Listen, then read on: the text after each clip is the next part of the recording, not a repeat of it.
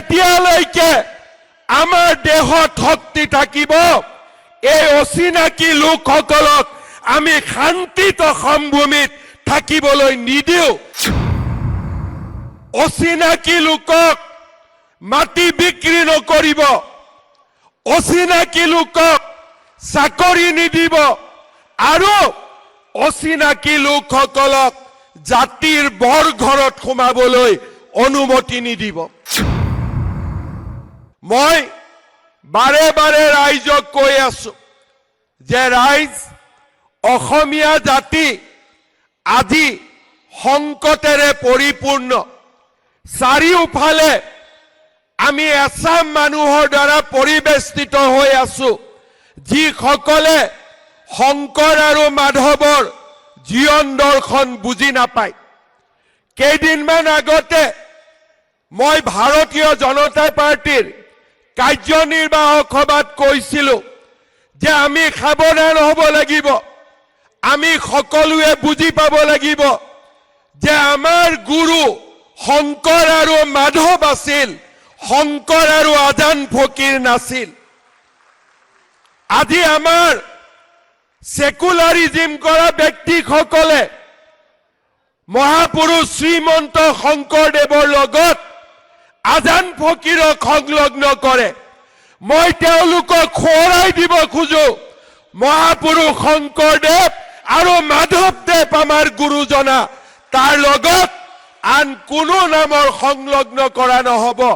আন কোনো নাম জড়িত কৰা নহব শংকৰ মাধৱ আমাৰ জাতীয় জীৱনৰ প্ৰাণ প্ৰতিষ্ঠাতা আৰু সূৰ্য আৰু চন্দ্ৰ থকালৈকে শংকৰ মাধৱ আমাৰ গুৰু দুইজনা আমাৰ মাজত জীয়াই থাকিব শ্ৰদ্ধা ৰাইজ আপোনালোকৰ আশীৰ্বাদত আমি এখন চৰকাৰ গঠন কৰিছিলো যি চৰকাৰে প্ৰধানমন্ত্ৰী ডাঙৰীয়াৰ আশীৰ্বাদত অসমলৈ বিকাশৰ এক গংগা নমাই আনিছে কিন্তু আমি বিশ্বাস কৰো যে বিকাশৰ লগে লগে আমাৰ জাতিৰ পৰিচয়ও থাকিব লাগিব জাতিৰ অস্তিত্বও থাকিব লাগিব যদি জাতিৰ পৰিচয় নাথাকে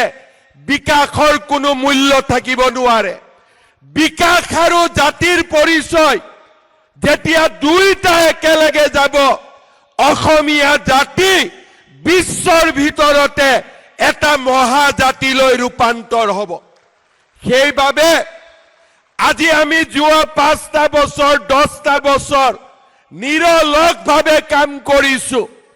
আপোনালোকে জানি ভাল পাব অসমৰ সত্ৰ অসমৰ বনজ অসমৰ ভিজিআৰ পিজিআৰ এই গোটেইবিলাকক আজি আমি সেই অচিনাকি মানুহসকলক উচ্ছেদ কৰি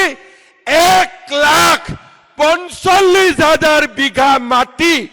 আজি আমি জাতিটোৰ বাবে মুকলি কৰিছো সংখ্যা কিমান 1,45,000 বিঘা কিন্তু এতিয়াও কৰিবলৈ বহু দূৰ বাকি আছে আৰু আমি আপোনালোকক প্ৰতিশ্ৰুতি দিছো যে যেতিয়ালৈকে আমাৰ দেহত শক্তি থাকিব এই অচিনাকি লোকসকলক আমি শান্তিত অসম ভূমিত থাকিবলৈ নিদিওঁ এই সংকল্প আজি বৰদোৱা থানৰ পৰাই মই ল'ব বিচাৰিছো শ্ৰদ্ধা ৰাইজ আমি জাতিক নিৰ্মাণ কৰিব লাগিব আমাৰ জাতি মহাশক্তিত পৰিণত হ'ব লাগিব আৰু সেই কাৰণে আজিৰ সভাত উপস্থিত সকলো ৰাইজৰ জৰিয়তে মই অসমবাসী ৰাইজক অনুৰোধ জনাম অচিনাকি লোকক মাটি বিক্ৰী নকৰিব অচিনাকি লোকক চাকৰি নিদিব আৰু অচিনাকি লোকসকলক জাতিৰ বৰঘৰত সোমাবলৈ অনুমতি নিদিব যেতিয়া আমি জাতীয় সংকল্প লম অচিনাকি মানুহক মাটি বিক্ৰী নকৰো অচিনাকি লোকক চাকৰি নিদিও আৰু অচিনাকি লোকক জাতিৰ বৰ ঘৰত সোমাবলৈ নিদিও। আপোনালোকে নিজেই দেখা পাব